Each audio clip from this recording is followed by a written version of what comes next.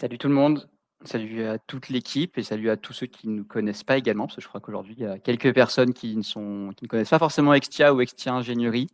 Et donc, hop, je repartage. Hop là. Et du coup, dans ce contexte-là, je vais peut-être commencer par présenter Extia Ingénierie en 20 secondes pour que tout le monde soit un peu au même niveau.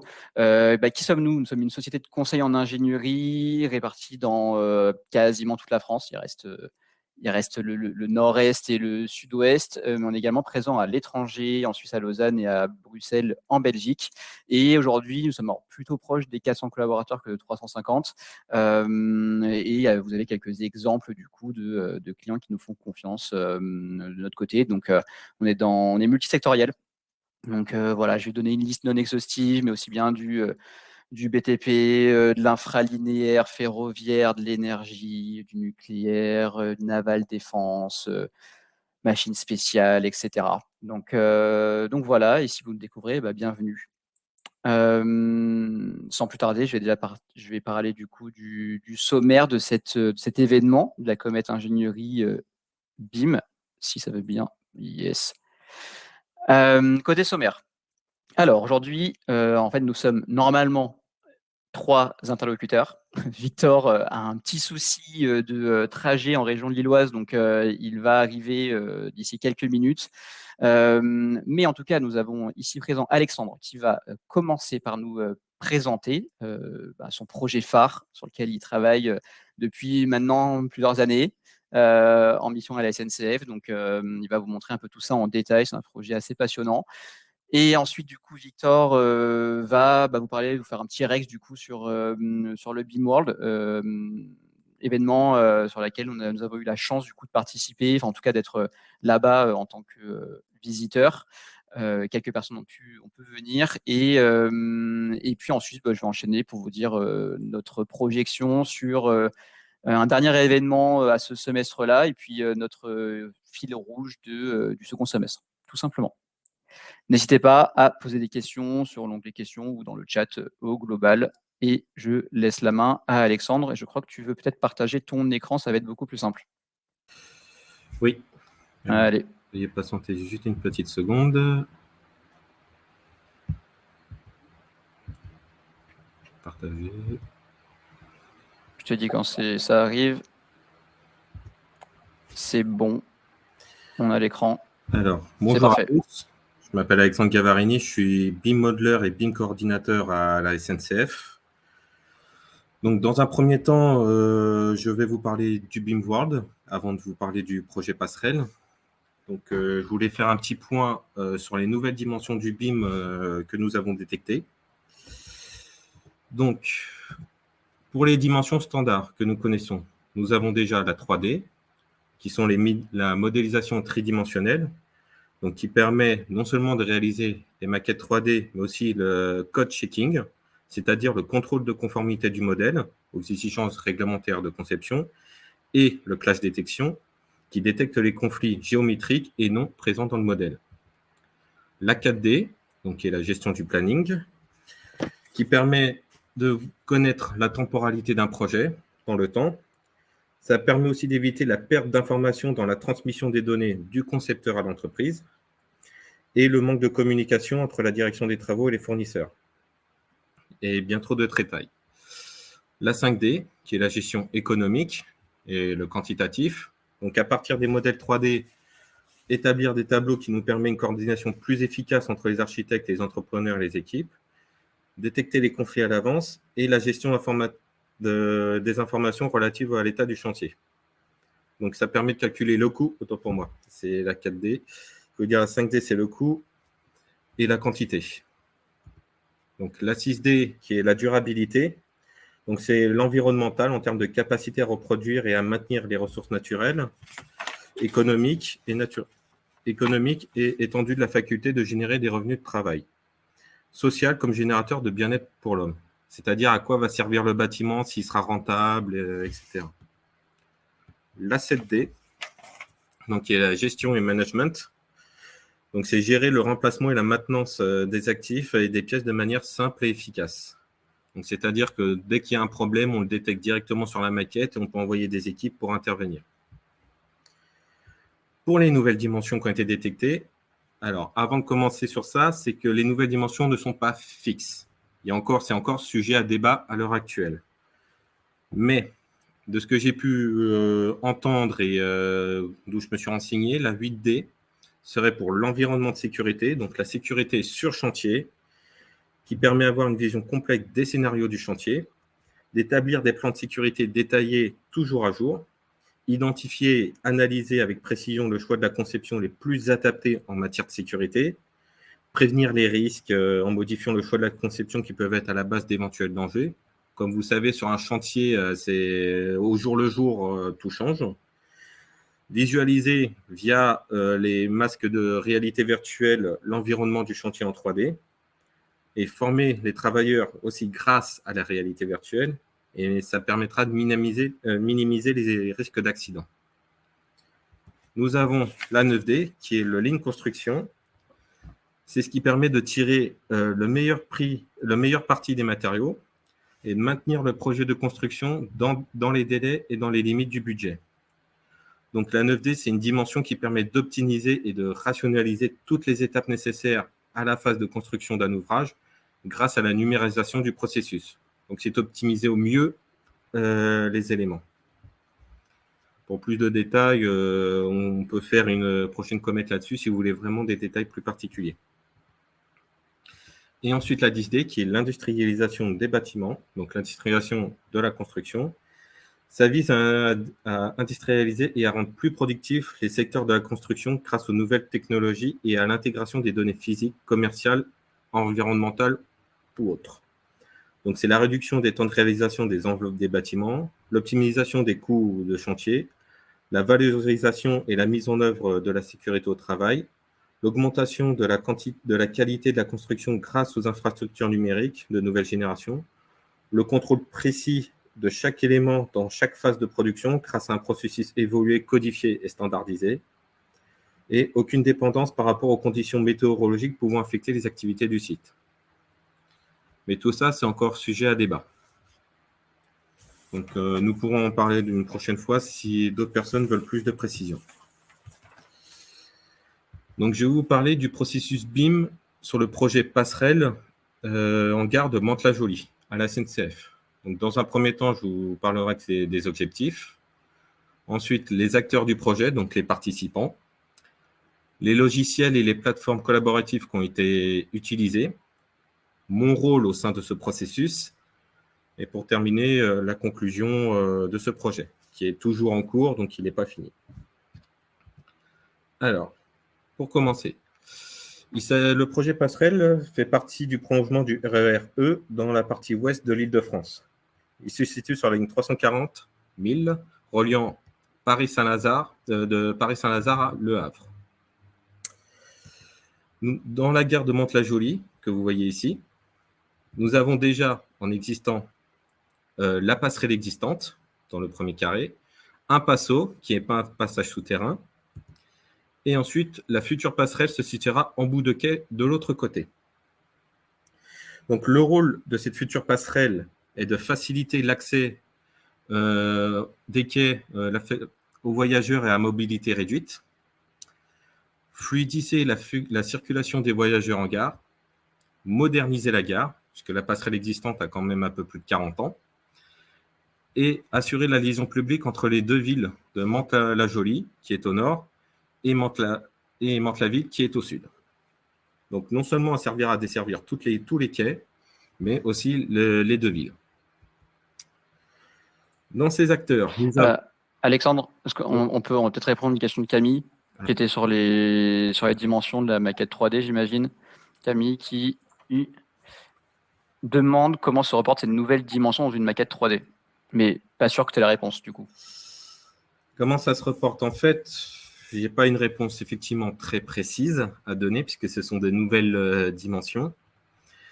Mais en fait, ça a pour but d'optimiser la façon de travailler. C'est-à-dire que dans une maquette, nous prévoyons par exemple par des phasages, étape 1, fondation, étape 2, mise en place des poteaux. Mais dans ces étapes, nous ne mettons pas en avant la sécurité des personnes. Donc ça, pour la 8D, justement, la sécurité, c'est que nous mettrons en avant ce que je conçois sur le projet passerelle, mais ça ne sera pas dit dans ce meet-up.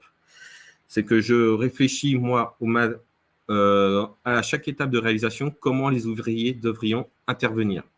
Si je sais qu'un ouvrier doit intervenir ici, je dois prévoir sa sécurité en amont. Donc, j'aurai des étapes de sécurité. Donc, une phase sécurité qui permettra à l'ouvrier d'intervenir, que ce soit avec un engin ou quoi que ce soit.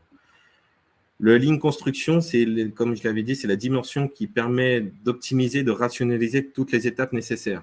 C'est-à-dire, avant, on disait, allez, on met un poteau là, on coupera sur chantier ou quoi que ce soit.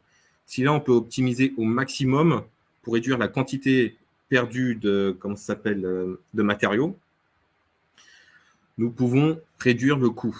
C'est-à-dire, au lieu de prendre un poteau qui fait 10 mètres et le couper et en perdre une partie, là, on peut le couper avec précision directement, pas sur site, mais pas sur chantier, mais directement en usine. Tout sera préfabriqué pour être monté. En partie, c'est une construction allégée qui permet une meilleure gestion. Et pour l'industrialisation, donc la 10D, c'est pour savoir comment se comportera le bâtiment. C'est-à-dire l'optimisation du coût de chantier, la valorisation de la sécurité au travail, c'est-à-dire on pourra voir comment se comporteront les personnes qui travailleront à l'intérieur, si le bâtiment il sera énergivore ou non, l'augmentation de la qualité, parce qu'on saura de quoi il est composé, donc on peut savoir avec précision maintenant, on ne va pas se dire comme on faisait sur les plans d'avant, on peut mettre un panneau solaire ici, là on saura avec précision quel type de panneau solaire mettre ou quoi que ce soit. C'est à peu près ce que je peux dire. Mais ça sera un contrôle plus précis et en termes de précision, ça réduit les coûts de construction et de main-d'œuvre. Si je ne me trompe pas. Voilà. Tu peux enchaîner. Merci. Donc, je reprends. Les acteurs du projet BIM, donc les partenaires qui ont participé. Nous avons AREP, dans un premier temps AREP, qui a participé à l'élaboration et à la modélisation de maquettes, architecture et design. Donc, ce sont eux qui ont fait l'architecture design, et la MEP, donc l'électricité et la plomberie.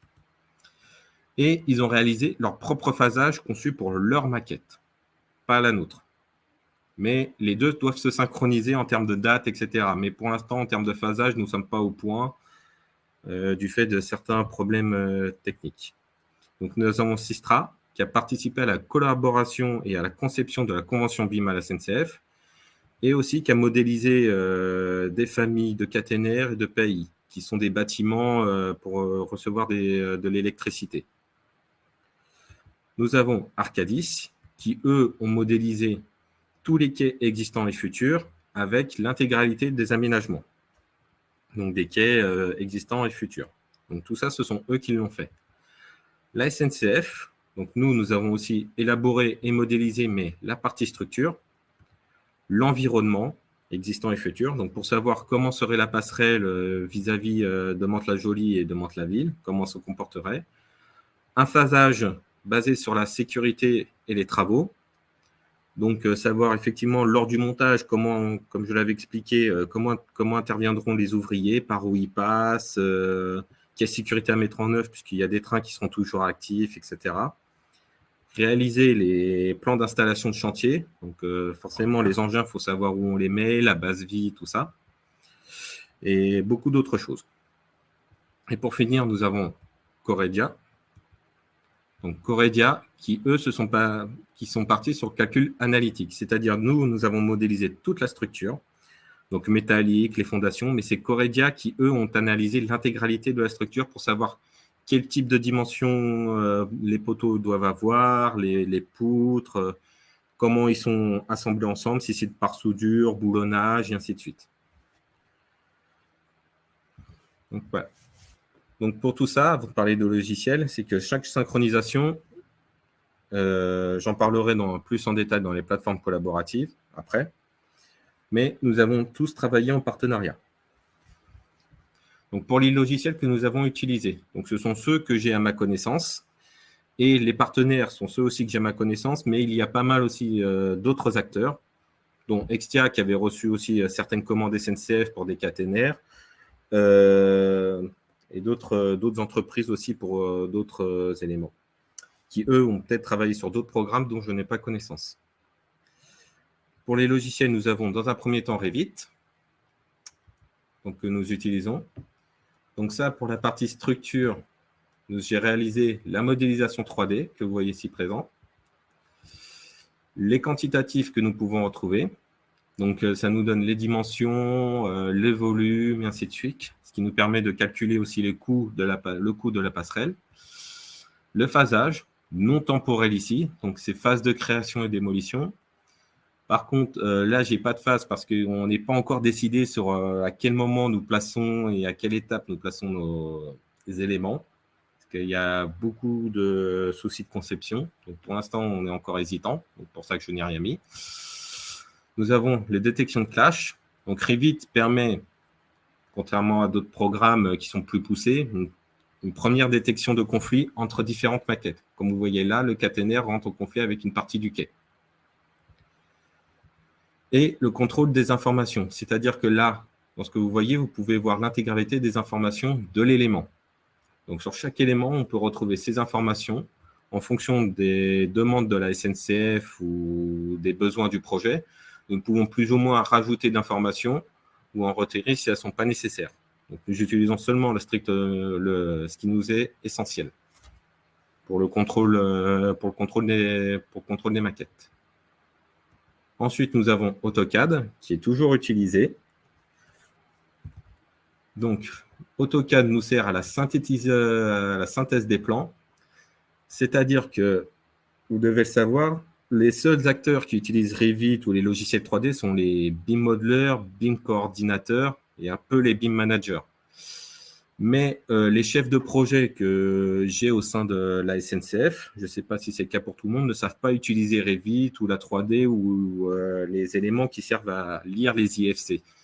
Donc, pour ce faire, nous faisons sans arrêt des exports AutoCAD pour qu'ils puissent lire les plans via soit des PDF ou soit des plans AutoCAD.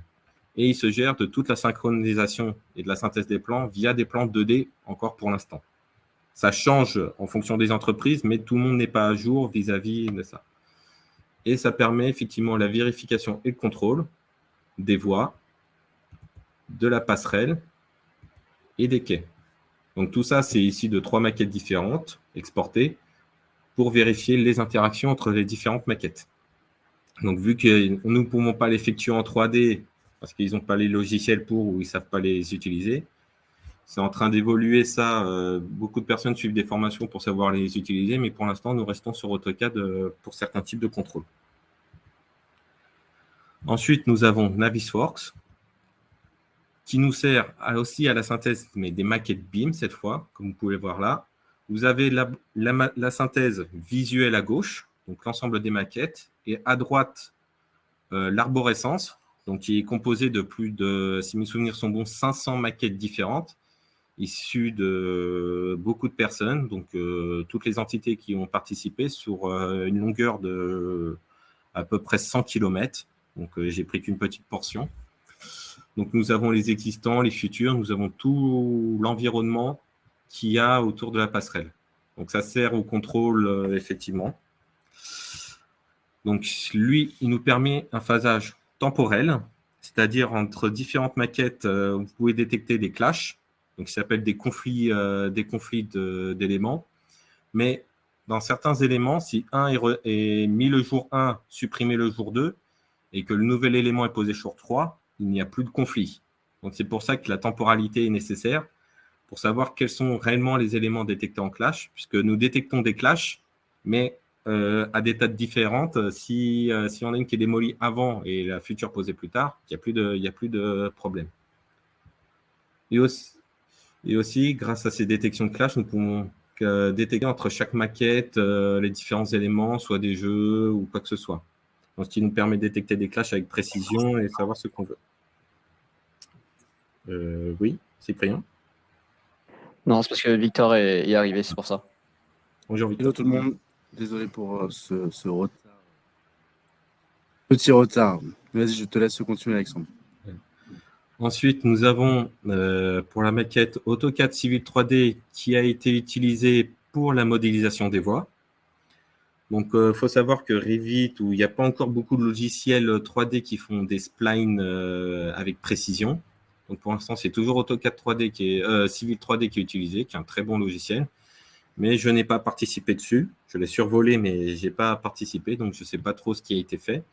Mais on peut l'utiliser dans Revit, il peut être exporté en DWG, en IFC, donc facilement utilisable.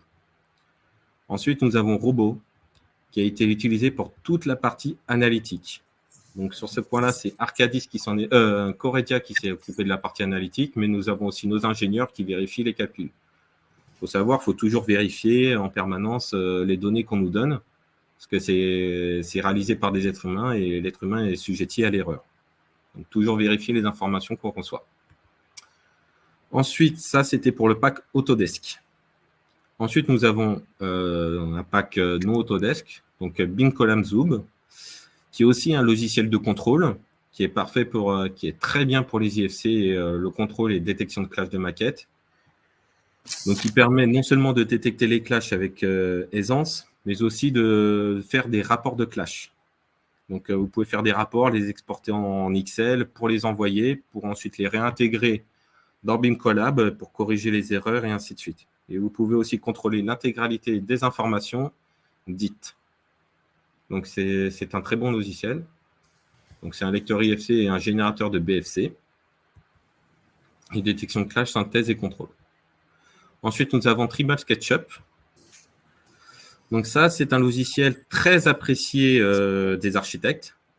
Donc, pour la conception architecturale qu'a fait AREP, ils l'ont entièrement fait au début sur SketchUp. Donc, c'est un logiciel aussi qui est en partenariat avec Autodesk. Donc, il existe des exports Revit ou IFC pour pouvoir les lire et pouvoir se baser sur leurs plans. Donc, c'est un logiciel de conception architecturale. Donc, ceux qui travaillent avec des architectes doivent le connaître. Et ensuite, pour le rendu graphique, nous avons soit Lumion, soit InMotion. Donc, ils sont deux logiciels aussi très appréciés pour les rendus graphiques ou des vidéos de mise en place des différents éléments. Pour la partie plateforme collaborative, dans un premier temps, nous avons Trimble Connect. Pourquoi nous avons choisi cette plateforme?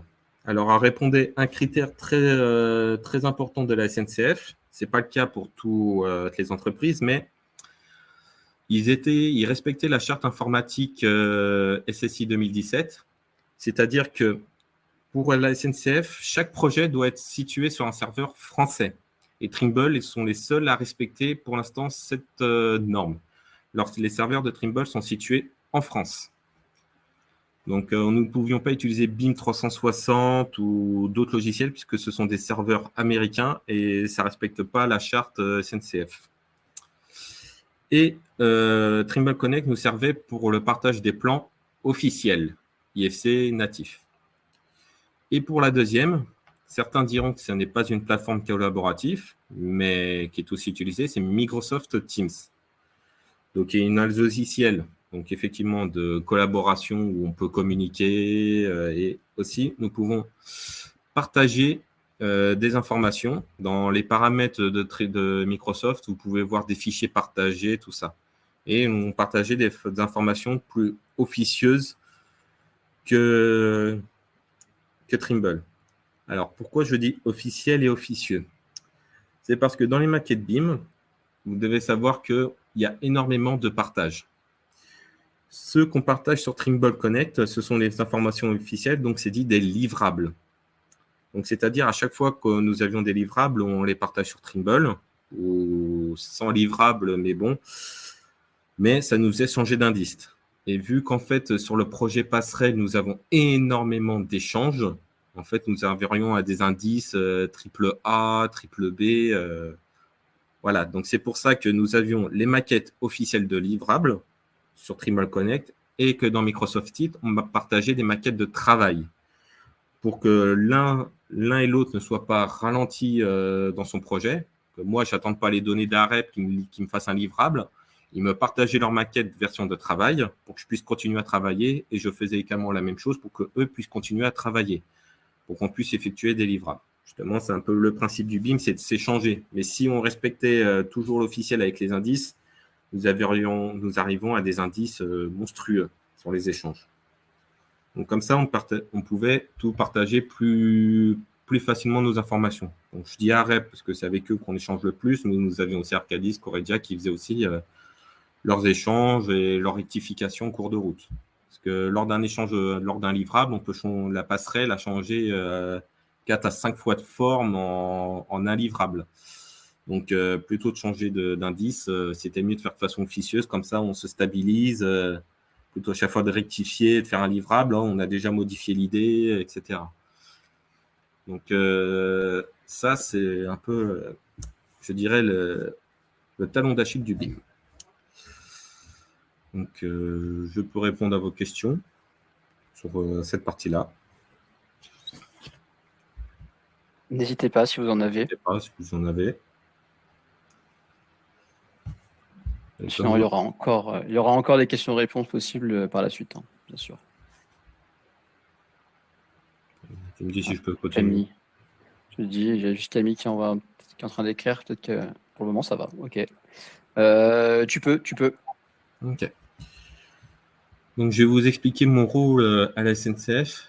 Alors, dans un premier temps, en tant que BIM modeler, donc j'ai modélisé des maquettes en respectant les normes à la fois Autodesk et SNCF, donc Revit et AutoCAD. Donc, les normes, par exemple, Autodesk, c'est les maquettes ne doivent pas dépasser un certain seuil un certain poids, donc une certaine quantité d'informations, donc qui est généralement 300 MO. Ça peut monter à 400 dans certains détails. Ce n'est pas à cause de la puissance machine, mais à cause de la puissance du logiciel. Dépasser un certain seuil, le logiciel a beaucoup de difficultés à lire les projets. Donc, vu que moi, mes maquettes commençaient à frôler le giga, le logiciel, il n'arrivait plus à lire. Donc, on a dû diviser, etc. Ensuite, gérer et créer l'information. Donc, pour établir des quantitatifs, savoir à quel moment les éléments sont posés, etc., j'ai créé de l'information, donc les dates, des volumes, etc., pour pouvoir les lire beaucoup plus facilement. Et aussi pour que mes collègues, qui travaillent aussi, pas nécessairement sur Revit, mais sur AutoCAD, puissent lire, récupérer ces informations et puissent les utiliser. Donc, pour le calcul analytique, faire des exports AutoCAD avec quels sont les matériaux que j'ai mis en place ou quoi que ce soit. L'analyse et l'adaptation des maquettes. Donc, comme je vous disais, juste avant, dans la partie officieuse, on s'échangeait beaucoup de maquettes. Donc, à chaque fois, à chaque mise à jour, je devais analyser les nouvelles maquettes que je recevais, donc les mises à jour qu'ils ont effectuées, et m'adapter en fonction, si eux avaient la priorité sur leur maquette ou pas. Ça dépendait des détails, ou s'il y a eu des mises à jour, parce il est possible qu'une maquette change du tout au tout en moins d'une semaine. Je pense que beaucoup doivent connaître cette souffrance. Ensuite, les rendus graphiques, pour montrer ce que donnerait la passerelle au futur, donc avec Lumion ou Twinmotion, pour savoir un peu comment se comporterait la passerelle, si un peu le rendu que nous voyons graphiquement, c'était ce que voulait l'architecte, ce que voulait le projet, savoir ce que ça donnerait cette maquette. Ensuite, en tant que coordinateur BIM, donc le contrôle et la vérification des maquettes. Donc oui, effectivement, on recevait beaucoup de maquettes, mais ça ne veut pas dire que je devais utiliser toutes leurs informations comme ça sans les vérifier. Parce que effectivement, qui dit une maquette bouge énormément, qui dit que le risque que les informations ou des éléments perdus soient mis en place, surtout dans des maquettes qui changent énormément de forme. Donc lundi, vous avez un poteau carré, puis le lendemain, vous avez un poteau rond, puis après, vous avez un poteau triangulaire. Donc, il faut effectivement contrôler les informations qu'on vous envoie. Donc, c'était ça le charge. J'ai vérifié aussi les différentes interactions, parce que avec AREP ou Coredia, qui concevaient l'architecture, les tuyaux, tout ça, en fonction de moi où je plaçais mes éléments structurels, eux, ça modifiait leur forme. Mais qui dit eux modifier leur forme, pouvait modifier la forme du quai, donc revoir avec Arcadis les nouvelles informations. Donc, le géoréférencement. Donc ça, qui a été une bête noire durant un moment, puisque le géoréférencement, il a tendance des fois à sauter. On ne sait pas trop pourquoi. Lors des partages, notamment souvent avec les IFC, si l'IFC s'exporte mal, le géoréférencement peut sauter. Donc c'est pour ça qu'on utilise souvent des natifs. donc qui sont plus simples à contrôler, puisque l'IFC, on perd énormément d'informations. Donc, on s'échange les natifs qui sont plus simples. Donc, les informations contenues, pour savoir quel type d'informations ils ont, s'ils n'ont pas changé en cours de route d'avis, puisque l'architecte peut changer d'avis en cours de route des fois. Donc, plutôt que de mettre une barrière métallique, s'il veut mettre une barrière en bois qui est plus esthétique, il peut. Et après, c'est à voir avec le projet s'ils sont d'accord ou pas. Donc, c'est à moi de voir ce genre d'informations. Les clashs, donc savoir si ce que j'ai conçu rentre en conflit avec ce qu'ils ont fait ou s'ils ont rapporté de nouveaux éléments dont j'étais pas au courant. Voir les clashs qui ont été mis. Si j'ai un poteau qui rentre en conflit avec leur élément d'architecture, trouver une solution pour corriger ce problème. Et le respect de la convention BIM. Donc, la SNCF a eu un petit souci là. On a commencé sur directement une convention, mais elle n'est pas complète. La SNCF évolue encore et débute dans le BIM. Donc, on a une bonne convention, mais elle n'est pas complète. Nous n'avons pas de matrice de détail avec précision, mais nous savons, grâce à ces conventions, sur quoi on veut aller, comment s'orienter, etc. Et pour la convention BIM à la SNCF, on essaie de faire en sorte qu'elle soit générale et pas liée au projet. Pourquoi? Parce qu'il y a énormément de projets à la SNCF, donc qui commencent sur le BIM. Et si à chaque fois on avait une convention différente pour chaque projet, ça deviendrait très vite dur. Parce que si pour la convention BIM, on avait des géoréférencements différents entre chaque maquette, il pourrait y avoir des problèmes lorsqu'on voudrait les associer. Donc voilà, après, il y a eu d'autres choses, mais je ne vais pas m'attarder là. Donc voilà. Donc Cyprien, je te laisse la parole. Vas-y, on reprend la main, vas-y, je partage à nouveau le... Je vous présenterai à la fin de tout ça une vidéo conçue. Vas-y, on fait comme ça. Ça, il reste plus. Hop. Javico, si t'es chaud. Yes. C'est pour toi. Du coup, désolé encore pour le retard occasionné. Et en fait, pour rien vous cacher, j'étais avec une partie de l'équipe à Douai au sein de la Gigafactory, qui est également elle-même modélisée. Donc, on a la chance en plus d'avoir une prestation, un consultant Ashraf qui est lui en conduite de travaux, qui a pu nous faire visiter le site. Et on a Timothée qui est lui en modélisation BIM qui nous a fait visiter la maquette. Donc on a eu les deux interfaces qui étaient plutôt intéressantes à voir.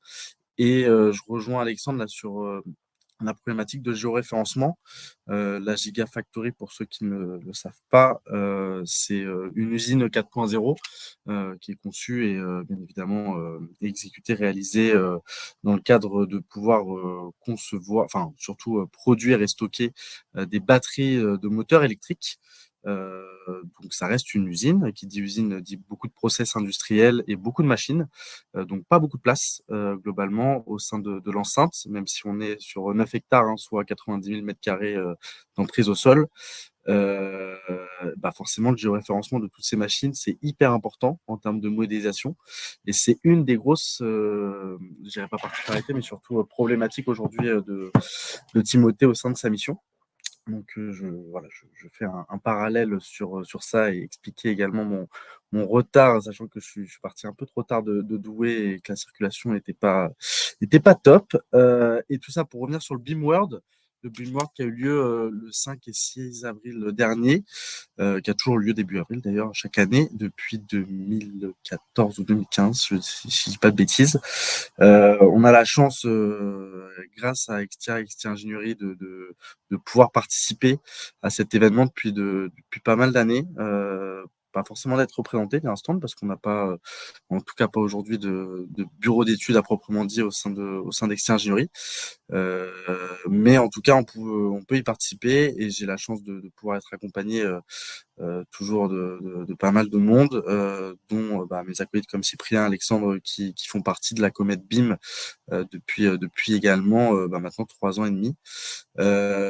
Et au sein de ce BIM World, je vais pas vous mentir, il y a 10 000 participants, il y a 300 exposants, il y a pas mal de choses qui sont dites, qui sont parfois répétées aussi d'année en année.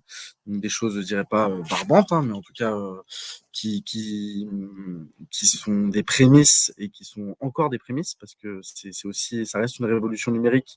Donc, ça met du temps à se mettre en place, hein, comme toujours, et c'est une constante évolution, comme c'est indiqué sur le slide. Moi, je vais vous dire surtout ce qui m'a marqué au global.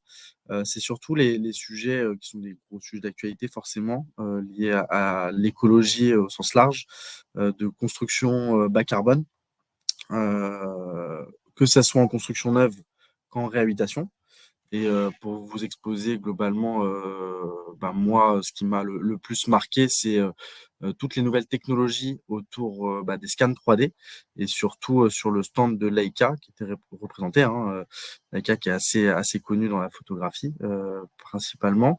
Mais ils ont lancé pas mal de produits, dont le Leica BLK Arc et BLK 2Fly, donc qui sont deux modules de numérisation laser autonome pour robots mobiles globalement, ou même pour humains, c'est-à-dire que c'est une espèce de grosse boule noire qui va collecter pas mal de données, d'infos, soit qu'on peut balader à la main au sein d'un bâtiment et d'une enceinte, soit qu'on peut directement accrocher à la tête d'un Boston Dynamics. Donc c'est ce qui était représenté. Bon, un Boston Dynamics, ça a un certain coût aussi, mais en tout cas de pouvoir l'accrocher à un robot pour qu'il puisse prendre directement tout le scan 3D de l'enceinte même interne d'un bâtiment. Et BLK 2Fly, je pense que vous l'avez compris dans le titre, c'est également le premier scanner laser volant autonome au monde, hein. Et c'est des technologies et surtout une utilisation aujourd'hui de tout ce qui est drone, hein. C'est vrai qu'on en voit de plus en plus et on a de plus en plus de gens qui professionnalisent, on va dire, l'utilisation du drone à ce genre d'activité parce que déjà on a une enceinte globale et un volume global du bâtiment, même si on n'a pas l'intérieur qu'on peut prendre par la suite. Mais ça permet aussi beaucoup de faire des leitmotifs globalement d'une construction de A à Z, de pouvoir suivre l'avancée de la construction. Il y a beaucoup aussi de scans 3D, enfin pas forcément de scans 3D, mais en tout cas de vidéogrammes qui sont mis en place sur des grues, par exemple. Et ce scan 3D, typiquement sur un drone, il va permettre aussi de modéliser et de pouvoir aussi analyser certaines fissures en extérieur sur certains bâtiments. Donc, c'est des super technologies parce qu'aujourd'hui, Leica, ils atteignent de nouveaux sommets dans l'innovation en matière vraiment de capture de la réalité du sol au ciel. Ils ont une précision assez incroyable à 25, 30, 35, 40 mètres. Donc, c'est assez impressionnant. Et ils ont une réalité autonome en temps réel et une capacité de créer en fait des jumeaux numériques. On en parle beaucoup depuis des années au sein du BIM World, enfin au sein de l'industrie du BIM au global, hein, et de l'ensemble des professionnels. Le principe vraiment de créer un prototype d'un bâtiment avant de le construire, chose qui était qui relevait de la science-fiction il y a encore quelques années. Aujourd'hui, c'est faisable, clairement, avec ces nouvelles technologies. Et grâce à un stockage direct, aujourd'hui dans le cloud, forcément, on a aussi ces scanners laser autonomes qui font progresser vraiment la réalité numérique intelligente. Donc, c'est important de l'avoir en tête et de voir que ces technologies, elles prennent aussi le pas. Je ne vous parle pas des drones ou des scans que les militaires peuvent utiliser parce que ça, c'est du secret de défense et on n'a pas du tout la visibilité là-dessus. Mais en tout cas, il y a des super technologies qui sont mises en place et qui vont être utilisées aujourd'hui, dès demain, mais dès aujourd'hui même au quotidien au sein des projets actuels ou à venir. Ce qui me permet également de faire un lien sur le défi BIM bas carbone pour les JO 2024 qui a été lancé par le CESI de Nanterre. On a eu la chance, Exi Ingénierie, de pouvoir participer aussi à ce grand défi BIM bas carbone en en faisant partie du jury. Lors de la finale de deux équipes qui faisaient partie du CESI, forcément des étudiants qui ont présenté leur projet. C'était assez intéressant parce que l'idée finalement de ce défi bas carbone, enfin BIM bas carbone, ça a été une problématique qui a été lancée par Bateg, donc filiale de Vinci, sur un de leurs projets au sein, donc c'est un projet sur Saint-Denis, un des bâtiments du village olympique. Donc le défi portait sur 3 axes, hein, sur le calcul du bilan carbone, la traçabilité et le réemploi dans l'industrie de la construction, et l'utilisation de l'impression 3D, des images holographiques pour la planification et la visualisation de projets. ou plus vulgairement, entre guillemets, comment utiliser le BIM pour améliorer la durabilité des projets de construction tout en réduisant leur impact environnemental. C'est un vrai sujet d'actualité. J'ai eu la chance, personnellement en tout cas, de représenter XT Ingénierie dans ce jury, formé forcément par un représentant de BATEG également, qui était le directeur travaux de ce projet-là, qui a pris toutes les bonnes idées forcément. Un représentant de la FFB, on a eu des représentants aussi d'universités anglaises, etc. Donc vraiment très intéressant. Et donc tout ça c'est fait au Césine Nanterre.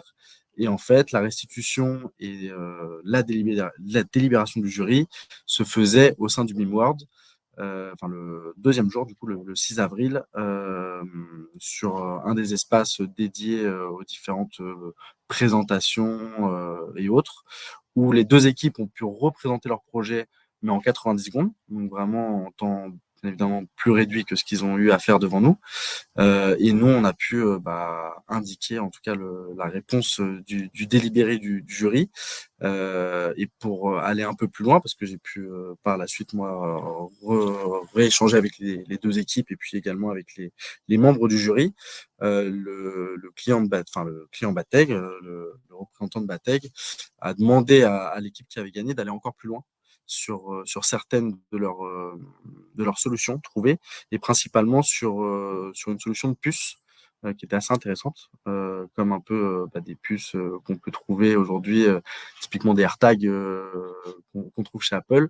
Là, c'est des puces bien spécifiques qu'on intègre directement sur certains éléments, et des éléments bien spécifiques, bien évidemment, du projet. Ça peut être un radiateur, une fenêtre ou autre, pour pouvoir bien suivre aussi bien le transport, on va dire, dès la pose de l'objet jusqu'à sa destruction, et de suivre tout le cycle, non pas juste du bâtiment lui-même et de l'enveloppe de ce bâtiment-là, mais de chaque élément du bâtiment. Et c'est ce qui était super intéressant, en tout cas, de pouvoir participer, en tout cas, et être acteur bien évidemment de ce jury, de cette délibération, mais également de voir toutes les solutions, tous les sujets qui sont mis en avant et qui sont trouvés pour aujourd'hui réussir à marquer aussi d'une certaine manière l'histoire, parce que j'étais pas sur ces sujets-là ni sur ces projets, mais il y a 30 ans, on se posait pas trop de questions et on mettait beaucoup d'armature. Aujourd'hui, on s'en pose beaucoup plus. On essaie d'en mettre le moins possible, et on essaie surtout de construire intelligemment et différemment, en utilisant beaucoup plus de matériaux nobles, du bois, de la construction mixte ou autre.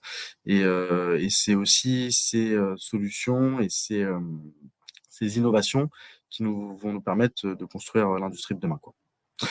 Donc voilà, globalement, pour vous faire un petit laïus sur tout ça, sur en tout cas moi les éléments bien évidemment qui ont suscité mon intérêt et ma curiosité, mais surtout sur le fil conducteur finalement de cet événement du BIM World 2023, qui était très marqué par la construction bas carbone, et comment réussir à vraiment construire bas carbone, et pas juste le dire et vraiment le faire, quoi, globalement. Voilà pour moi. Je vais présenter un peu le résultat, donc, qui était la conclusion. Je n'avais pas pu partager juste avant, mais je vous prie d'être un peu indulgent. Je ne suis pas habitué encore trop au programme, mais vu qu'à chaque fois tout a changé, je n'ai pas pu faire toutes les modifications que je voulais. Donc c'est une vidéo de présentation qui a bien été accueillie à la SNCF sur comment se comporterait la passerelle. Bon, oui, il y a un bus à la place d'un train. J'avoue, je n'ai pas eu le temps d'apporter le train. Donc, c'est comment se comporte le projet passerelle quand il y a des personnes, des actifs. Voilà, au moins on peut apercevoir le comportement, savoir si ça correspond à ce que voulait la SNCF en général. Donc, il y a encore des soucis de matériaux puisqu'on ne savait pas comment faire sur certains points. Donc, tout n'est pas à jour. Il y a eu beaucoup de changements entre au moment où j'ai fait la vidéo et maintenant, donc c'est-à-dire 6 jours. Donc, oui, je ne peux pas apporter toutes les modifications en une seule fois, c'était pas tellement possible. Donc voilà, ça c'est très stylé la vidéo. Elle est très stylée la vidéo. Ouais. Je l'ai réalisé en quelques heures. Donc, je voulais faire un phasage, mais vu qu'on ne sait pas ce qu'on va faire pour phasage, donc je n'ai pas pu le phaser. Donc, j'ai fait ce que j'ai pu en peu de temps que j'avais. Donc, au moins, c'est un peu le résultat et que voulait avoir la SNCF sur la présentation future de la passerelle. Et juste, du coup, la vidéo, tu l'as fait sur un logiciel. Twinmotion. Ok. J'ai téléchargé le programme hier, donc Tu es devenu un expert depuis, quoi. faut pas déconner. Très chaud. Donc voilà. C'est tout pour le projet. Bah, merci à tous, du coup. Hein. Bon, On bah, va merci. clôturer ça. Yes, merci à tous, la team.